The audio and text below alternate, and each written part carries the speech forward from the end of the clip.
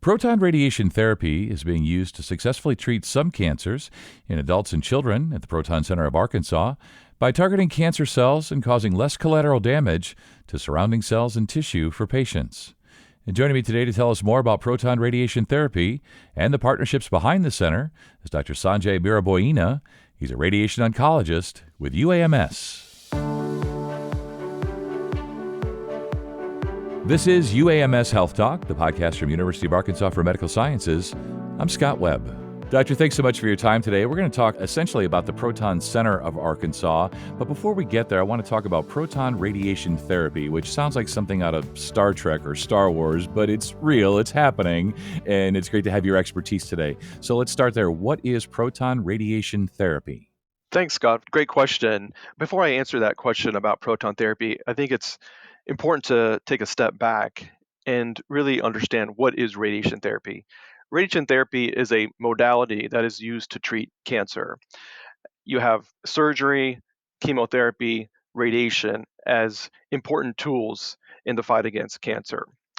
And what radiation does on a cellular or molecular level is as it enters the body and it causes ionizing radiation to interact with cells and it causes DNA damage. A normal cell has the capability of repairing and it survives, but the cancer cell, because it's different, it's unable to repair itself and it subsequently dies. So that's the basic premise of how radiation works. So radiation therapy is radiation, and people have heard about radiation like, oh yeah, it causes cancer when you hear about nuclear accidents. But specifically, therapeutic radiation can be used to treat cancer, as I have mentioned. And so, as radiation traverses the body, anything in the path receives that and subsequently can be damaged, including the tumor and normal body. So the unique thing about proton therapy, and I can give an hour physics lecture about this, but I'll try to sum it up Sure. in a minute or so, is that proton therapy is a positively charged particle and it has very minimal entrance dose and it interacts with the tumor right at the tumor and there is no exit dose. So, what does that mean? That means that there is very minimal collateral damage. So, that's the basic differentiating factor between photons or X rays and proton therapy. It's so great to hear that they're limiting that collateral damage. It's amazing. So I think I know the answer to this. I think you've already answered it, but just go over a little bit. When you compare standard X-ray radiation with proton radiation, why is proton better? As I mentioned, it's that physical characteristics of the proton that is able to precisely deliver the radiation to the target and minimize that low dose radiation. So, from a patient perspective, what that translates into is that there is less side effects when compared to standard photon radiation. So, depending on if we're treating something in the brain or within the head and neck area, think about your throat. If we have a tumor in the back of your throat, these patients get significant dry mouth, taste changes, trouble swallowing, and some of these patients need feeding tubes when they're getting radiation and chemotherapy. So with proton therapy, we're able to minimize those side effects to those structures that I just mentioned. And so they're able to get through the treatment. And some of them may not even require a feeding tube. And when you think about children, proton therapy is a major indication in the pediatric population. If we're treating a brain or a spinal tumor, and that's actually, well, one of the techniques is called cranial spinal radiation. That's a fancy word of saying that we're radiating the brain and spinal cord. So as that beam enters through the back in, let's say, photon therapy, that beam is going to go through the spinal cord and radiate the structures in the front of the body anteriorly, such as the heart, lung, and abdomen. But with proton therapy, as I mentioned earlier, that dose distribution stops right at your target, and so there's no exit dose. Yeah, I'm just shaking my head, just thinking, yeah, this is just so cool. Like, how can this be? But it is.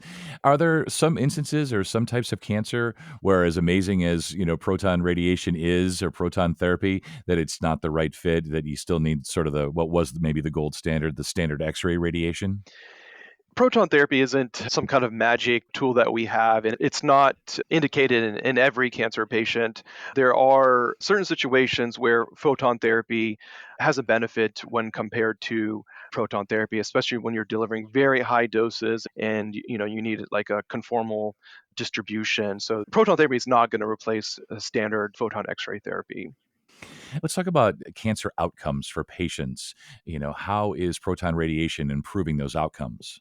When a patient thinks about like how they're going to do with treatment, they immediately think, is it going to improve my survival? So it's very important how you define cancer outcome.